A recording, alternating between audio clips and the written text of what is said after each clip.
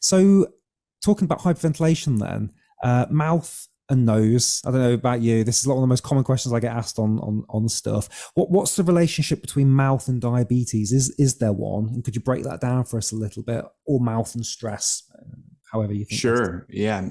So I have a very strong opinion of this, but again, I'm very open to it. But for people with diabetes, especially, nasal breathing can be one of the simplest things. I mentioned the mouth tape changing my life, right? And I slept better. And then that helped with everything downstream of that. And it's really that nose breathing. So when we breathe through our nose, we get all sorts of benefits, right? There's the warming and humidifying, but of course our mouth does that too. But it's a little bit better from our nose.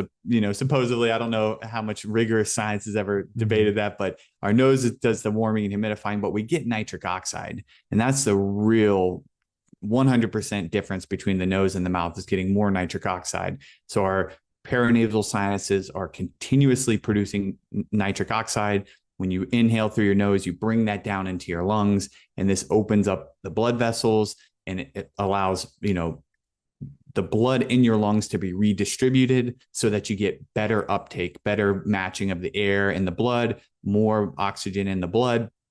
And this translates to more oxygen in your tissues. So they've even done studies showing that when you breathe through your nose versus through your mouth, you get about 10% more oxygen in your actual tissues from the nasal breathing. So why is this important to diabetes? Well, it turns out that people with diabetes have a lot of issues with oxygen. So if they measure our pulse oximeter, if they put one on our fingers, we generally have lower blood oxygen saturation. So we're not getting as much oxygen, and we don't get as much to the tissues because we don't have enough in our blood, for one. And the way high blood sugars affect our hemoglobin, it can actually cause the oxygen to hang on tighter to the hemoglobin, so it doesn't get released as easily. So not only are we getting less oxygen on our hemoglobin, which are carrying around the oxygen, but it's actually harder for that oxygen to be released to the tissues. All of that's to say, like, if nasal breathing can help at all, right? 10%, 2%, whatever it is, it's definitely going to help over the mouth. It seems like a no-brainer for people with diabetes to make at least that switch to nasal breathing as much as you can, just to try to counteract a little bit of those defects of diabetes, having a lack of oxygen at the cellular level. And in fact, there's lots of, if you get excited about any topic in the world, you can find like a bunch of scientists who are really excited and super niched down on that one topic. But there's a group of researchers who think, lack of oxygen at the cellular level is the root cause of all diabetic complications, which makes sense, right? Oxygen's our source of energy, so it makes a lot of sense. But there's lots of other things going on. So if we could even counter that at all with nasal breathing, it seems like a no-brainer. So I definitely am a huge fan of encouraging all people, but people with diabetes, to switch to nasal breathing as much as possible. And if it's comfortable, the mouth tape at night can be a nice way to kind of a gateway right into the nasal breathing and to seeing the power of it. So yeah, huge fan of it. What's going on, if you can explain a bit more? You're saying that, so with diabetics, it's harder for the oxygen to get onto the hemoglobin in the first place, and it's hard to get off again. Is that right? What's causing? Yeah, I'm not sure about getting onto it. That's a great question. So they show that we have lower oxygen saturation. So there's something going on that's causing that to happen. But getting off of it, getting released from the hemoglobin. So there's the oxyhemoglobin dissociation curve, which is this cool little S-shaped curve that shows how different factors can impact the amount of oxygen that your hemoglobin can hold and how easy it's released from the hemoglobin. So in the breathing community, we talk a lot about the Bohr effect. So the Bohr effect is basically that if you increase carbon dioxide, you have Patrick's going to give me a hard time, a rightward shift of the oxyhemoglobin curve, which will increase release of oxygen into the cells. So by having a little bit more carbon dioxide, you get more oxygen at the tissue level.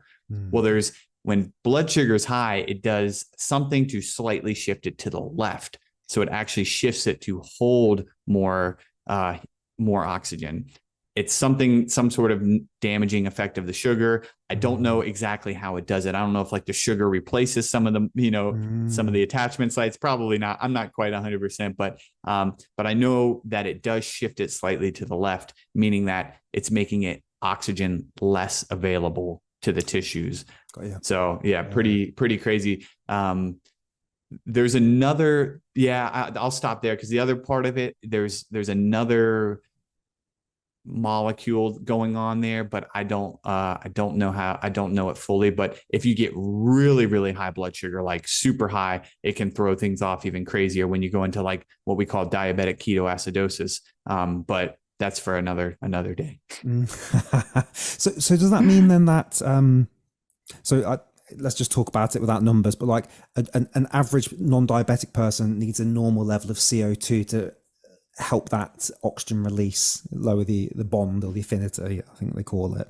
Does that mean then that a diabetic person might need a slightly higher amount of CO2 in their body versus somebody without diabetes to help that same release mechanism act normally? That's a great thought.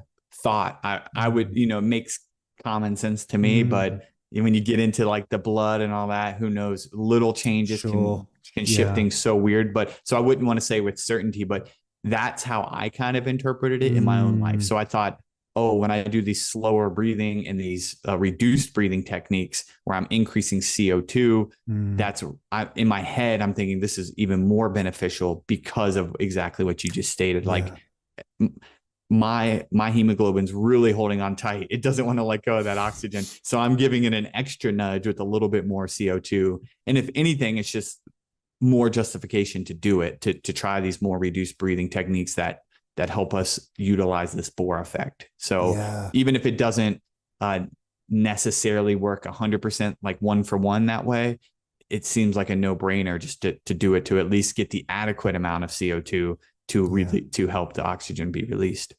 Yes. So I guess it would be something along the lines of like the higher that somebody's Bolt score is, or for people that don't know Bolt score, the slower respiratory rate you have per minute, the better. I'm guessing to a degree, that for all of us anyway. But from a diabetic perspective, just really focusing on tolerance to CO2 would be quite beneficial, just to help that cellular release.